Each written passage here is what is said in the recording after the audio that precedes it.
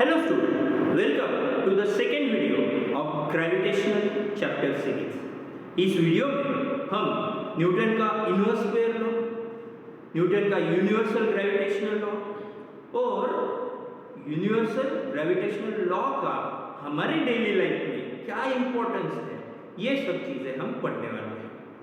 तो आइए देखते हैं what is the Newton's inverse square rule. ये रूल क्या बोलता है? ये रूल को डिराइव करने के लिए न्यूटन ने एक सबसे बड़ा अजम्पशन किया दैट हमने पहले वीडियो में क्या देखा, the planet always revolve in the elliptical orbit. ठीक है, यहां पे हम क्या कर रहे हैं, इस प्लैनेट को सर्कुलर ऑर्बिट में लिया है बिकॉज हमें ये लॉ को क्या करना है, डिराइव करना है।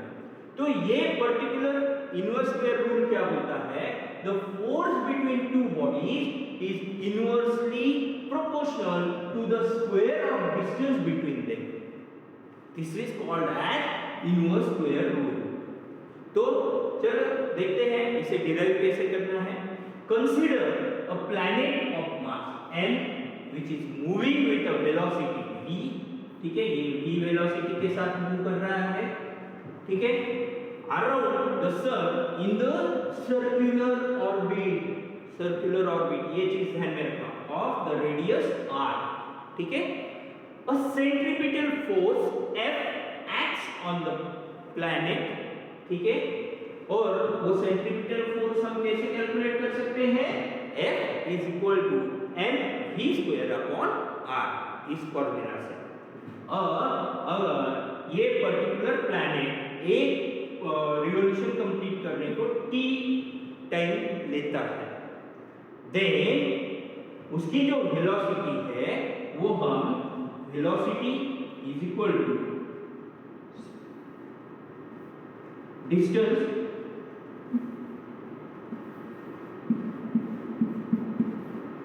Upon time, means speed is equal to distance upon time. इस फॉर्मूला से हम क्या कर सकते हैं, उसे कैलकुलेट कर सकते हैं। ठीक है,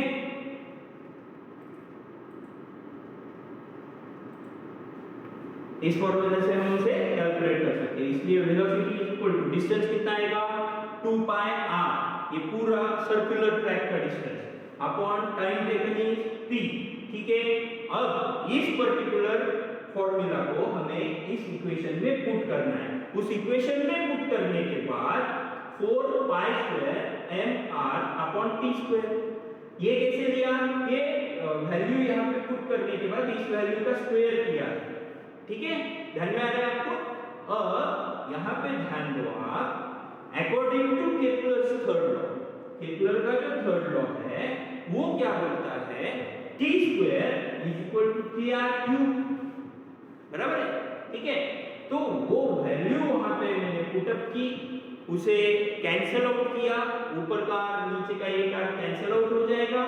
और अब यहाँ पे 4 pi square constant, mass constant, k constant, therefore f is inversely proportional to r square. ठीक है, ध्यान में आया आपके। अब बढ़ते हैं नेक्स्ट कंसेप्ट की तरफ जिसका नाम है universal law of gravitation. Newton ने जब सबसे पहले देखा कि फोर्स जो है वो inversely proportional to the distance between the two masses है, उसी के साथ वहां पे एक कंक्लूजन निकाला, वो कंक्लूजन था यूनिवर्सल लॉ ऑफ ग्रेविटेशन। ये लॉ क्या बोलता है, according to the universal law of gravitation the force of attraction between two bodies is directly proportional to the product of their masses and inversely proportional to the square of the distance between the two bodies. ठीक है, तो consider body m1 and m2. Consider a body A and B of mass m1 and m2. They are placed at a distance r. ठीक है, then the force of attraction between A and B will be directly proportional to the product of their masses m1 and m2 and inversely proportional to the square of distance between them. ठीक है, therefore F is proportional to the product of the masses and inversely proportional to the square of distance between them. और उसी को अगर हम proportionality constant के साथ replace करें तो हमारा फॉर्मूला बन जाता है F is equal to G m1 m2 upon r square, where capital G is the universal gravitational constant. ठीक है, ध्यान में आ रहा है आपके? ये जो particular universal law of gravitation है, इसे यूनिवर्सल लॉ ऑफ ग्रेविटेशन ही क्यों बोलना है? Because it is applicable for all bodies of any shape and size. It is applicable at every place in the universe and it is valid at all the times. ठीक है, इसी वजह से उसे हम क्या बोलते हैं? Universal law of gravitation. अब ये जो यूनिवर्सल ग्रेविटेशनल कांस्टेंट है कैपिटल जी, उसे अगर हमें डिफाइन करना है, universal gravitational constant is the force of attraction between two bodies of unit masses, means m1 is equal to m2 is equal to 1 kg. ठीक है, unit masses separated by unit distance. Separated by unit distance means distance कितना चाहिए? 1 चाहिए. तब जो force of attraction रहेगा वो क्या रहेगा? Universal gravitational constant F is equal to capital G. ये फोर्स ऑफ अट्रैक्शन वहां पे रहेगा. इसका जो यूनिट है that is newton metre square kg raised to -2 means newton metre square upon kg square. अब ये कैसे क्या आया यूनिट?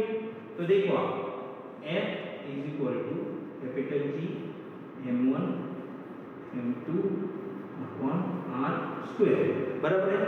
F का यूनिट क्या है? न्यूटन.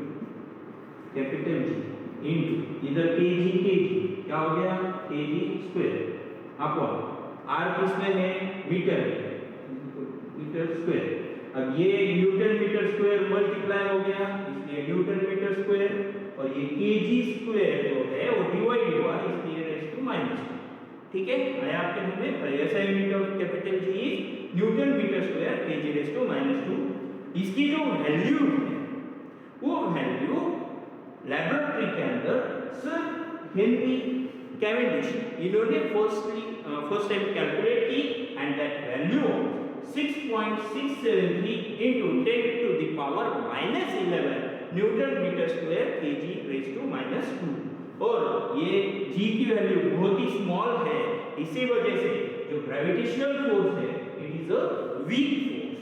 ठीक है, it is a weak force. अब आते हैं हम कैरेक्टरिस्टिक्स ऑफ ग्रेविटेशनल फोर्स की तरफ. ये जो पर्टिकुलर फोर्स है ये non contact type of force है. मींस कोई भी दो बॉडीज के बीच में अगर कांटेक्ट नहीं भी रहा तो भी उनके बीच में ये अट्रैक्टिव ग्रेविटेशनल फोर्स क्या करेगा? एक्ट करेगा. ठीक है, it is an inverse square force, जो कि हमने देखा रिलेशन. और ये इनवर्स स्क्वायर फोर्स क्यों है? Because it is inversely proportional to the square of distance between the two bodies. It forms action reaction pair, बराबर है. मींस एक बॉडी दूसरे बॉडी के ऊपर फोर्स अगर अप्लाई कर रही है तो दूसरी बॉडी उस पर्टिकुलर बॉडी के ऊपर भी फोर्स क्या करेगी? अप्लाई करेगी, इसलिए एक्शन रिएक्शन पेयर. अब gravitational force between two small body is very small and between two large body is large. It is always attractive in nature. ठीक है, it is independent of the medium between the particles. ठीक है, उसके बाद में it is a conservative force. अब ये conservative force रहने की वजह से work done in moving a particle one around a close path under the action of gravitational force is 0. ठीक है, और ये फोर्स ऑफ ग्रेविटेशनल जो है या फोर्स ऑफ ग्रेविटेशन जो है it is a vector quantity, और इसका जो डायरेक्शन है it acts along the line joining the center of the masses, means center of mass of two bodies. ठीक है, धन्यवाद.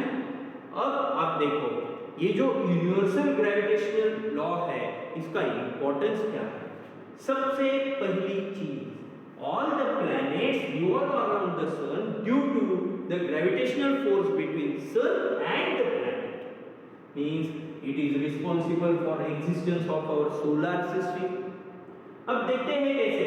तो यहाँ पे देखो, आप ऑब्जर्व करो, ये सन है, ये प्लैनेट है। ये प्लैनेट जो है इसमें एक फोर्स लग रहा है, force of sun's gravitational pull, और वो किधर है? Towards the centre, means sun के डायरेक्शन। और इसी सेंट्रिपिटल फोर्स की वजह से ये जो पर्टिकुलर प्लैनेट है ये ऑर्बिटल पाथ में ट्रैवल करता है। ठीक है, आया आपके ध्यान में? और ये since the masses of sun and the earth are very large, they exert very large force on one another, and it is the gravitational force between the sun and earth which keeps the earth in uniform circular motion around the sun. In the case of earth and moon क्या होता है? It is the gravitational force between earth and moon that makes the moon revolve at a uniform speed around the earth. ठीक है, अब इसी वजह से और एक बहुत बड़ा फिनोमेना हम सीखने वाले हैं जिसको हम बोलेंगे low tide and high tide. अब ये low tide and high tide होता क्यों है वो हम इस डायग्राम से समझ के लेंगे। देखिए, the tides in the ocean are formed only because of the gravitational force between the moon and the ocean water. अब यहाँ पे इस फर्स्ट डायग्राम को अगर आप ऑब्जर्व करोगे तो यहाँ पे क्या है? अर्थ, यहाँ पे द मून एंड द सन, ये तीनों भी क्या हुए हैं? एक स्ट्रेट लाइन में आ चुके हैं। तो इस पर्टिकुलर केस में ये जो मून है ये इस वाटर बॉडी को क्या करेगा? ग्रेविटेशन की वजह से खुद की तरफ पुल करने का ट्राई कर रहा है, बराबर है? और इस वजह से यहाँ पे क्या हो गया? इस पर्टिकुलर पाथ में हाई टाइड, और उस टाइम यहाँ पे इस रीजन में क्या हो जाएगा? Low tide. ठीक है, सिमिलर वे इस पर्टिकुलर सेकंड केस में अगर आप देखोगे तो यहाँ पे मून, यहाँ पे अर्थ और यहाँ पे सन, मींस ये ऐसा पर्टिकुलर राइट एंगल बन गया है। इस केस में क्या हो जाएगा? पोल्स की जगह पे हाई टाइड हो जाएगा due to the gravitational pull of the moon. ठीक है, और यहाँ पर्टिकुलर ये दो प्लेसेस पे इक्वेटर पे क्या हो जाएगा? लो टाइड हो जाएगा। समझ में आया आपको? हर तरफ हाई टाइड और लो टाइड कैसे चेंज होता है। अब ये होता क्यों है? तो सरफेस ऑफ द अर्थ जो है जिसका mass 6 × 10⁻24 kg, gravitational force of moon जो है जिसका मास 7.4 × 10⁻22 kg। तो on the surface of earth the gravitational force of moon is 2.2 times greater than that of sun. इसी वजह से तो आप देखो ना, यहाँ पे सन जो है वो भी ग्रेविटेशनल पुल लगा रहा है, लेकिन हाई टाइड लो टाइड हो रहा है क्या? नहीं, it is only because of gravitational pull of the moon. Reason, higher gravitational pull वो अप्लाई करता है, और the distance between the water and the moon is less than that of the earth and the moon, so the moon pulls the water with larger force. ठीक है, अब next और कुछ concept जहां पे ये जो पर्टिकुलर यूनिवर्सल ग्रेविटेशनल लॉ है वो क्या करता है? हमें सपोर्ट करता है। तो उसमें का सबसे मेन चीज, कोई भी प्लैनेट जो है उस प्लैनेट को सैटेलाइट या मून रहेगा या नहीं रहेगा, ये ग्रेविटेशनल फोर्स की वजह से डिसाइड होता है। For example mercury and Venus जो है वो वेरी स्मॉल है, वहां पे ग्रेविटी की वैल्यू बहुत ही कम है, therefore they don't have any moon.